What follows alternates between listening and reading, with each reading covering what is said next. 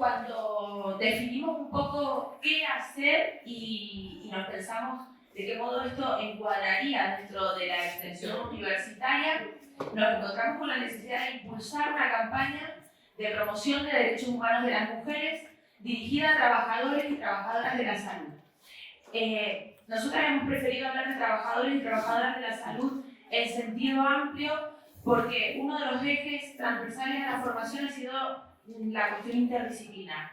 Y sí que nos hemos propuesto trabajar esto de manera de hacer un aporte a la horizontalidad en los procesos de toma de decisión en los equipos de salud, que es algo que todavía cuesta bastante.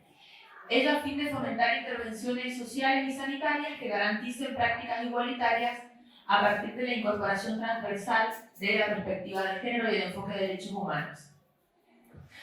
Bueno, un poco con qué nos encontramos, que cuando planificamos un poco estas jornadas y situar el contexto, fue antes de encontrarnos con este fallo de la Corte Suprema de Justicia de la Nación, que ha venido a resolver, digamos,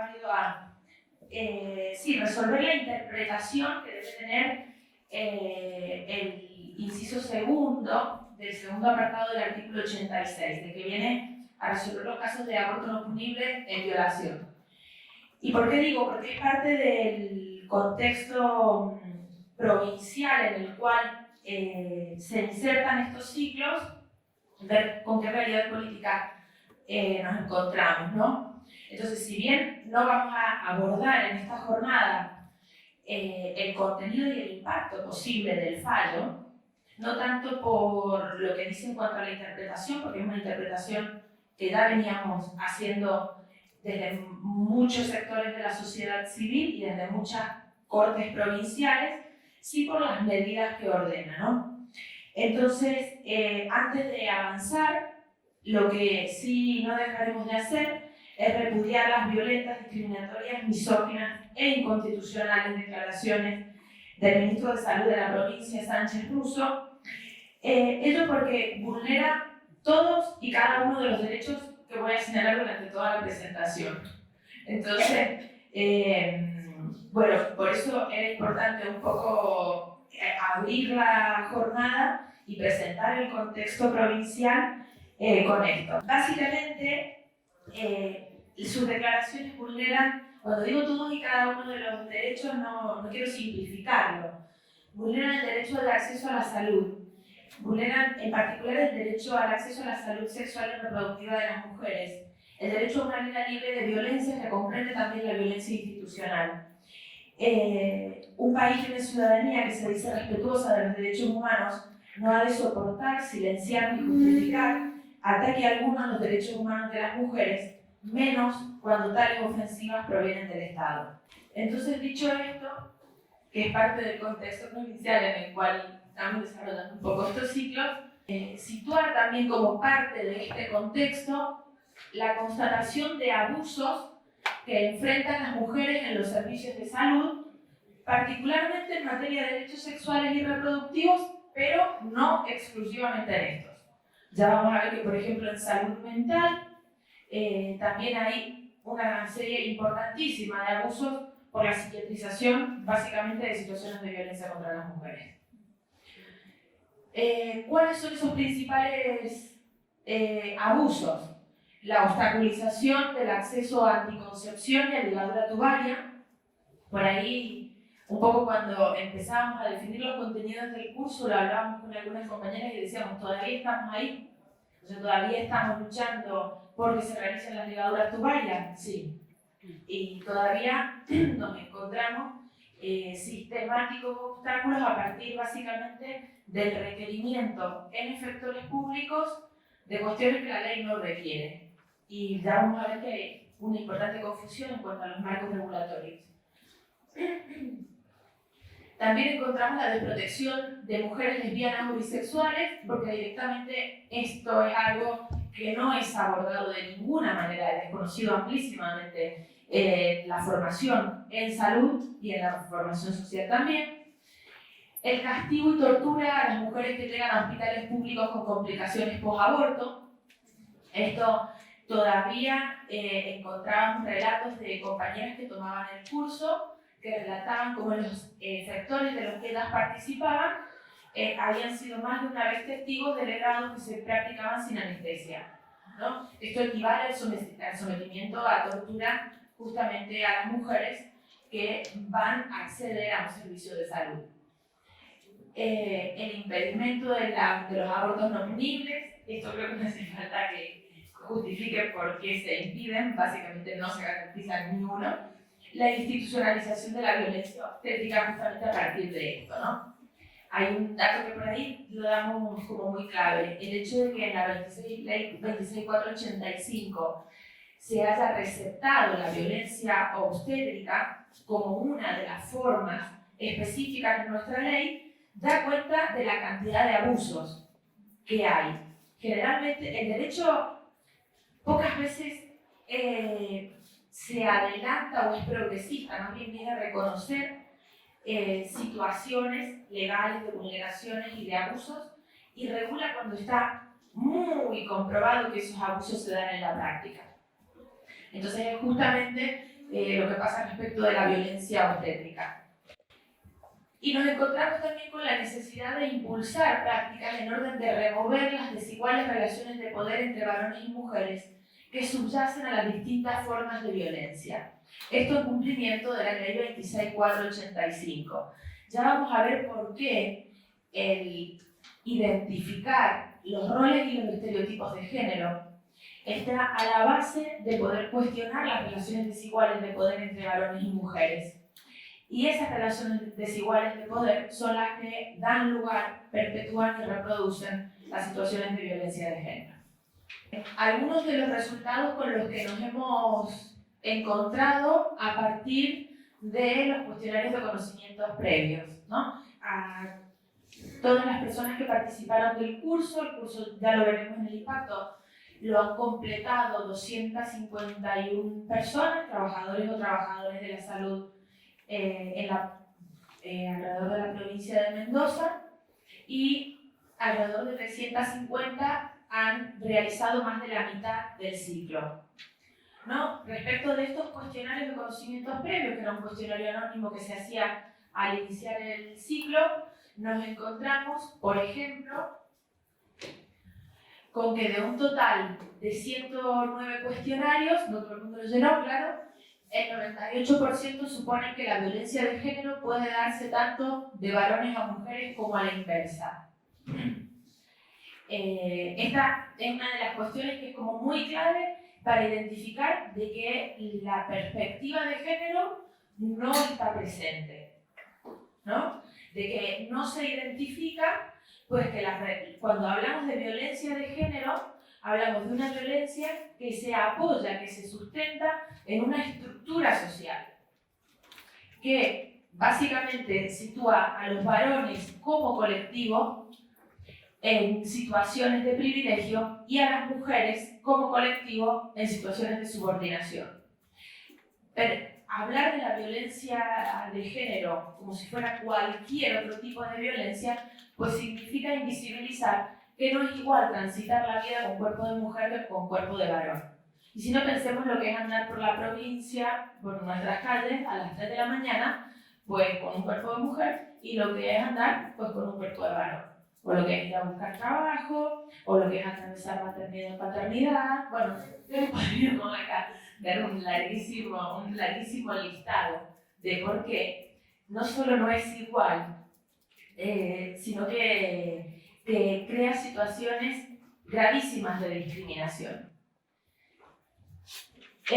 También en los cuestionarios se identifican de un total de 13 indicadores de violencia, una escasa media de 5.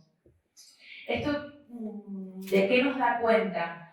De que la violencia es invisible en la atención en salud, en la intervención sociosanitaria.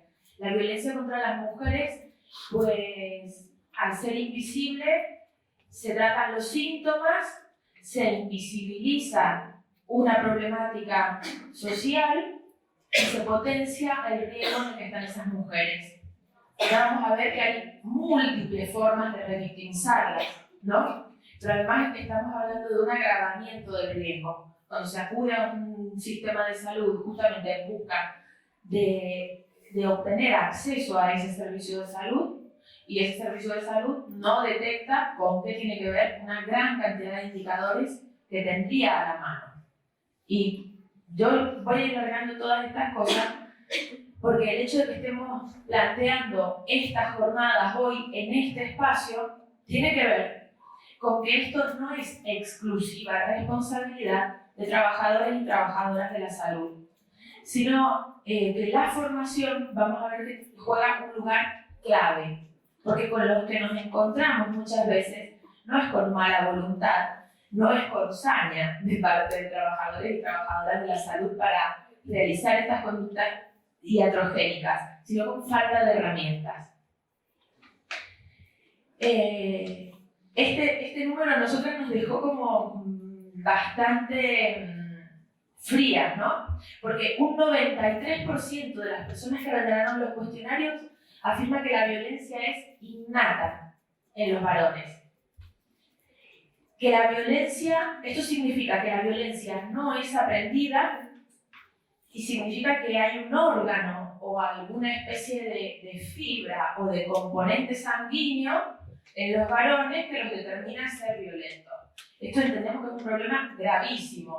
Justificar la violencia en el determinismo biológico, y pensamos que es algo que desde muchísimos estudios se ha cuestionado desde hace largo tiempo. O sea, esto no es algo ultramoderno que traemos acá y que no, esto es algo que desde muchas disciplinas se viene haciendo desde hace mucho tiempo. Pero el hecho de que esto esté instalado en quienes intervienen en salud y en quienes intervienen en ámbitos sociales es muy grave porque no puede ser transformado. Lo que es natural no puede ser transformado, ¿no? Vamos a ver la vinculación que esto tiene también en los planteos. Pensemos lo que podría tener que ver en los planteos de las problemáticas de seguridad que se hacen en la provincia, ¿no?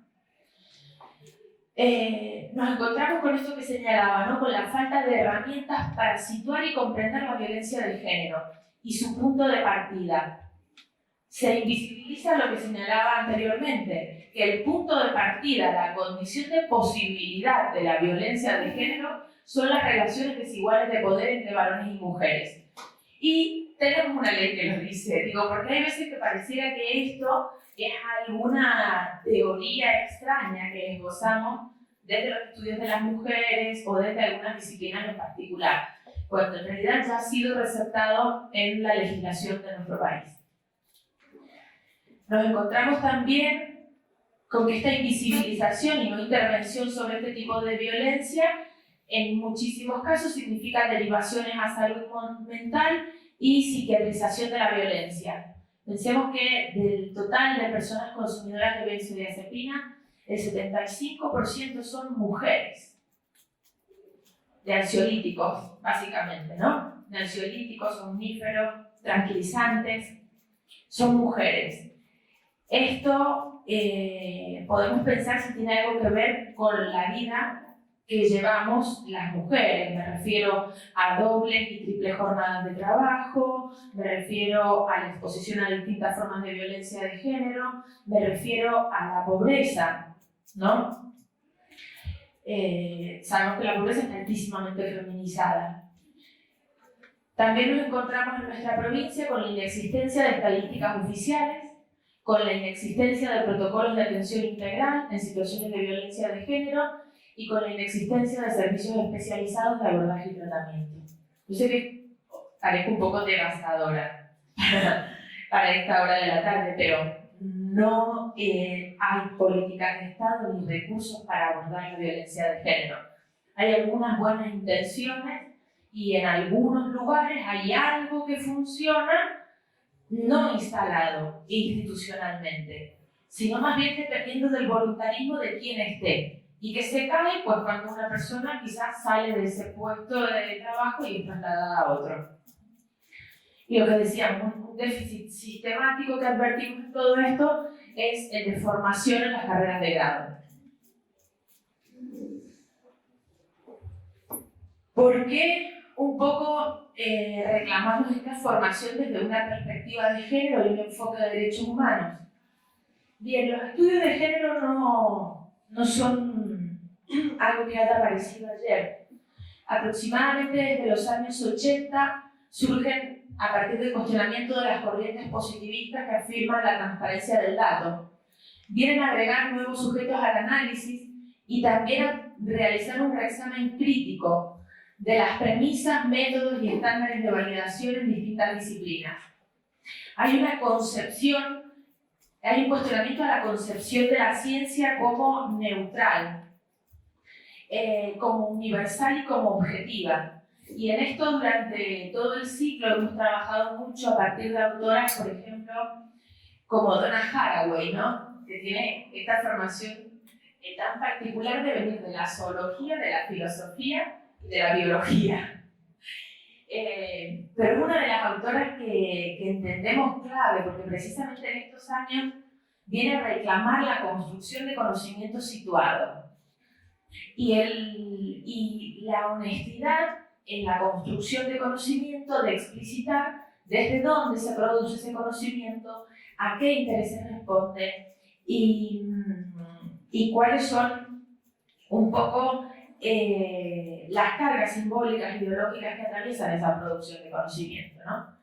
Y dábamos mucho el ejemplo porque en mi caso particular, que vengo de Derecho, tengo que decir que siempre recibí ese conocimiento altamente situado donde en posiciones muy hegemónicas, como lo neutro, lo objetivo, ¿no? Lo no mediado, la transparencia absoluta de la realidad.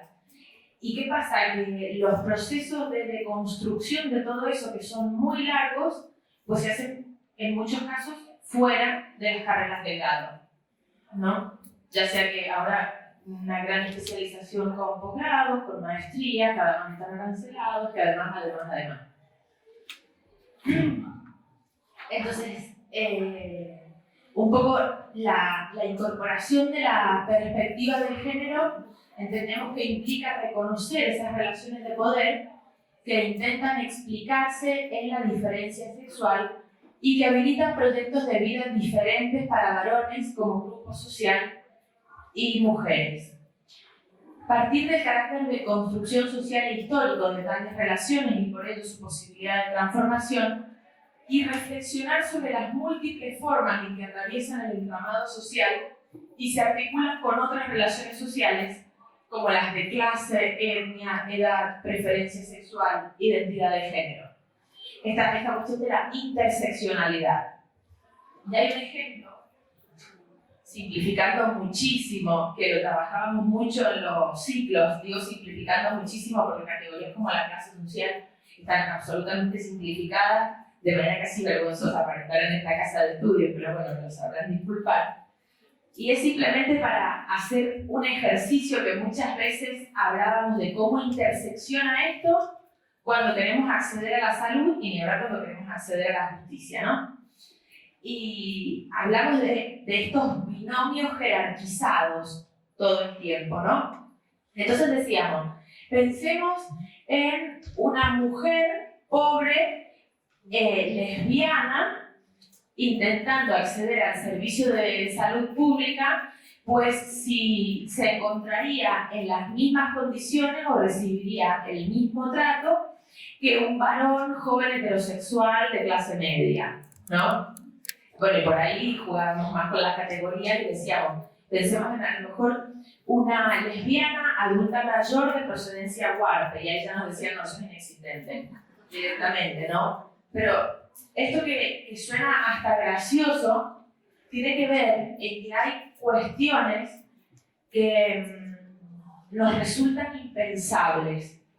Y quizá en esto, sí Foucault, en Historia de la Locura, se preocupaba justamente por lo no pensado mucho más que por lo pensado, ¿no? Bien, entonces, bueno, a esto hacemos un poco referencia con este concepto de enfermedad, agregamos las categorías de edad, de salud, y decíamos que justamente la condición de posibilidad de naturalizar la desigualdad es el determinismo biológico. Y sigue bastante más arraigado de lo que pensamos, ¿no? Entonces decíamos que la propuesta en los ciclos formativos ha sido una formación desde una perspectiva de género y un enfoque de derechos humanos. ¿Por qué los derechos?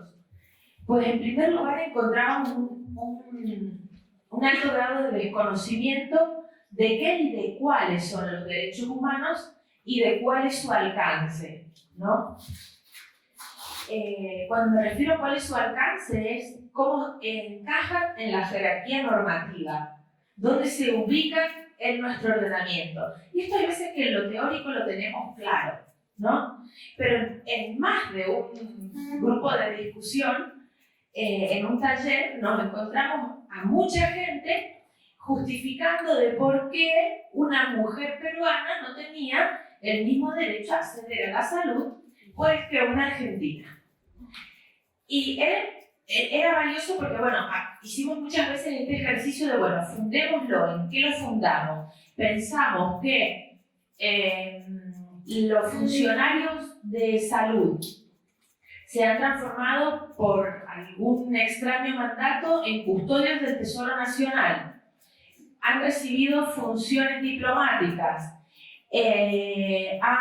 Se ha erigido alguna monarquía en un centro de salud, a lo mejor no lo sabemos, pero pensemos en las estructuras legales que podrían dar lugar a ese tipo de decisión de parte de una persona que está brindando un servicio de salud pública. Bueno, no nos avisaron que hubiera ocurrido nada de esto, pero ahí es donde decíamos, ¿estamos tomando conciencia de esto que repetimos tantas veces, de que el acceso a la salud es un derecho humano?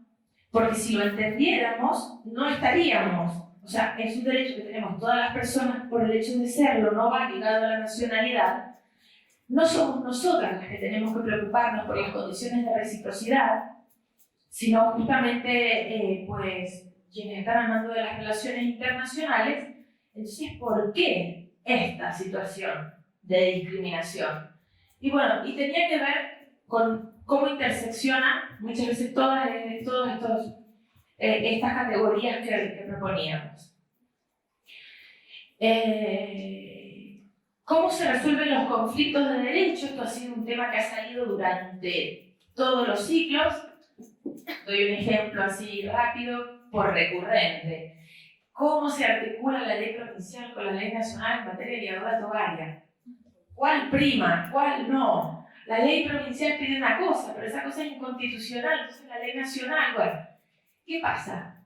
Faltan herramientas y el derecho es vivido un poco como señalábamos luego, es vivido como un espacio de amenaza y de castigo, ¿no? El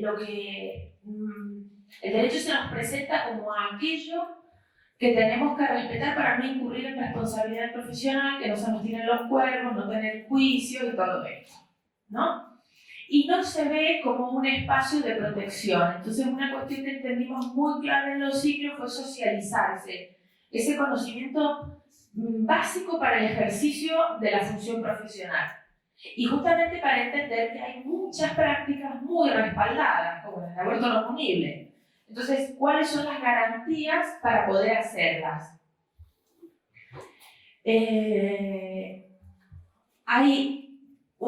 Otro de los ejes que fueron bastante transversales fue el desarrollo de principios interpretativos claves en salud, y era que ver en clave de qué entendíamos el derecho a la vida, cómo entendíamos la autonomía. Primero fue qué es la autonomía y cómo se hace presente en cada acto de salud.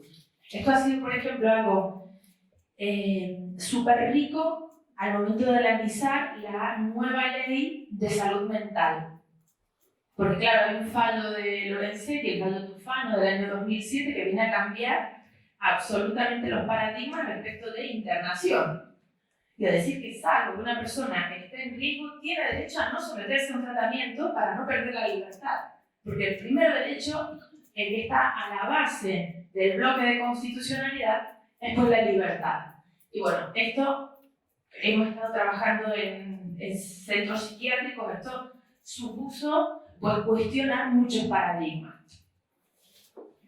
El tema de la responsabilidad profesional y luego el fetichismo que existe respecto de la vigencia de la ley y cómo hay veces que nos cuesta hablar e identificar cuáles son las relaciones de poder, ¿no? En muchos casos había mucho desconocimiento de la ley y luego cuando la ley se volvía conocida era el, pero ¿cómo puede ser que pase esto? Y entonces, ¿por qué? ¿No? Si la ley dice esto, ¿por qué no se cumple? Y era como, ha aparecido mucho durante los siglos. Y bueno, tiene que ver con que detrás de la ley que viene a regular relaciones sociales hay relaciones de poder.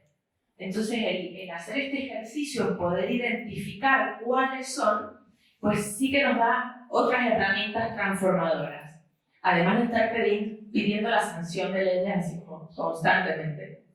Sí hemos trabajado un poco de qué manera el tenernos por iguales en algunos casos nos hace invisible, de qué manera el conocimiento respecto de la salud ha sido construido en base a un sujeto único que es el varón. Y se ha estudiado un cuerpo único que es el de los varones, salvo en ginecología. Entonces, por lo tanto, se piensa que la salud de las mujeres es solo ginecológica o algo que nos preocupó aún más, psiquiátrica. Digamos, sí que salía como una de las morbilidades prevalentes que se identificaba en la mitad de las respuestas de los cuestionarios en mujeres era la psiquiátrica, ¿no?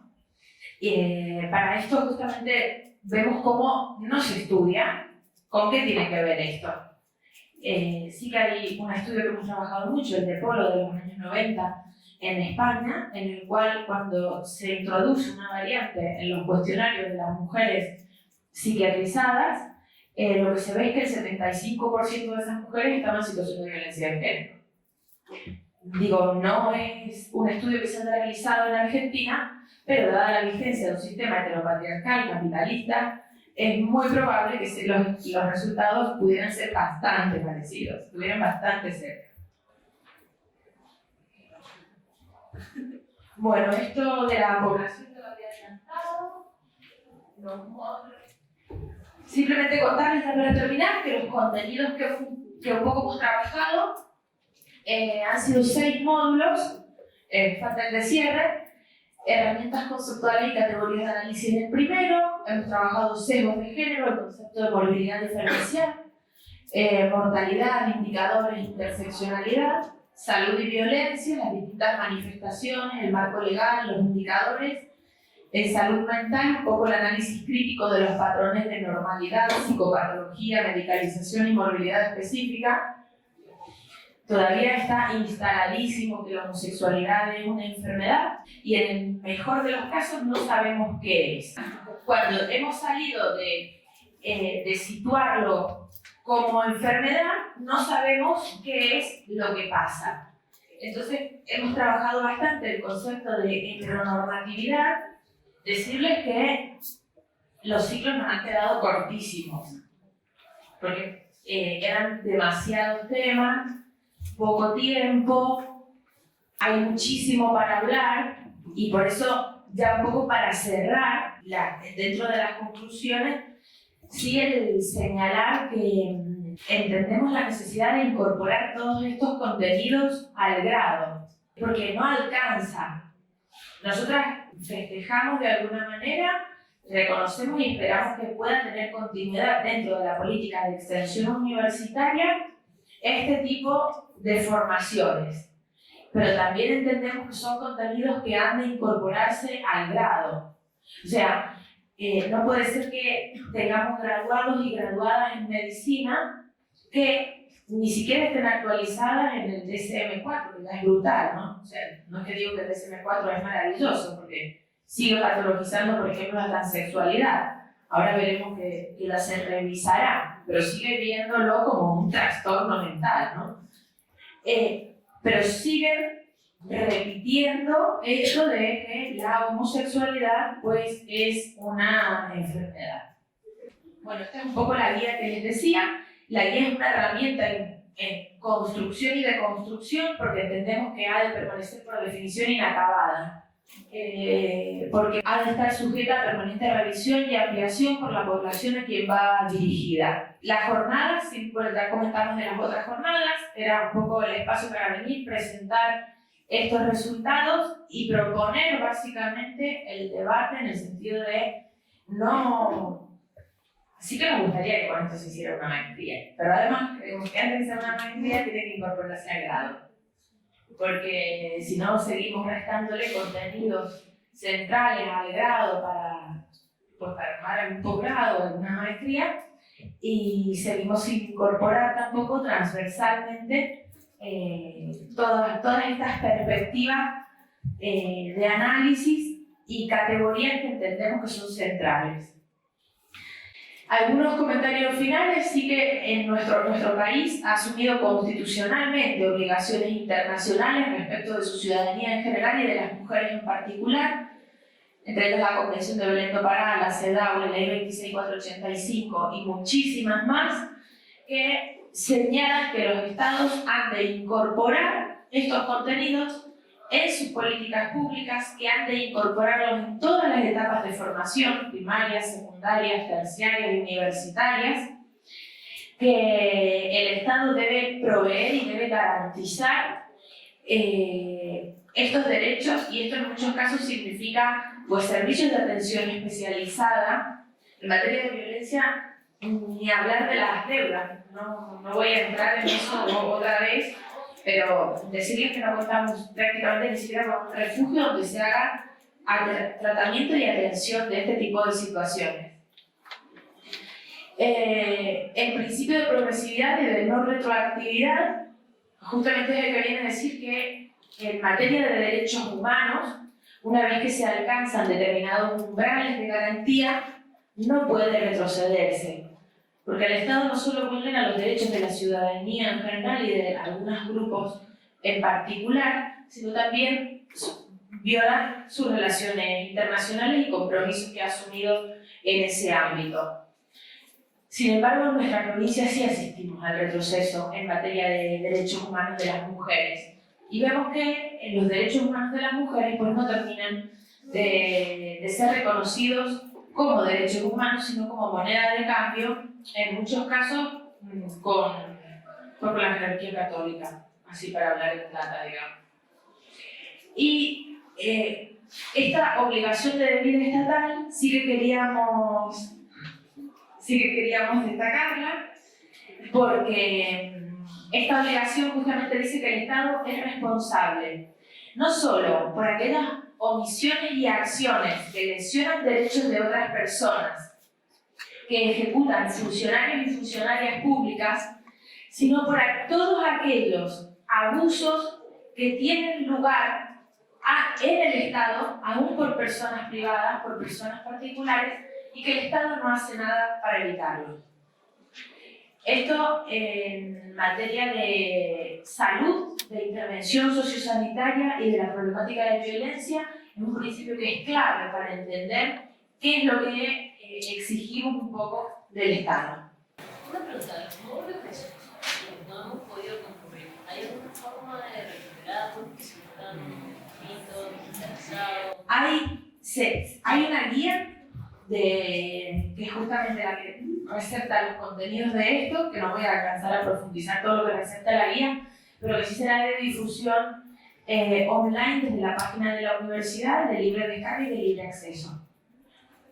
Esperamos el año que viene poder estar otra vez trabajando en los ciclos y bueno, ahí hay algunos materiales. Esta guía, el enfoque que tiene es buenas prácticas, básicamente. O sea, no hay mucho material bibliográfico porque aspira a ser una herramienta para el espacio de trabajo, ¿no? Una serie de recomendaciones, un poco en los contenidos que hemos tocado, para que se puedan socializar en los equipos y tendrá un marco conceptual que también es bastante reducido porque es un poco de cara a esto.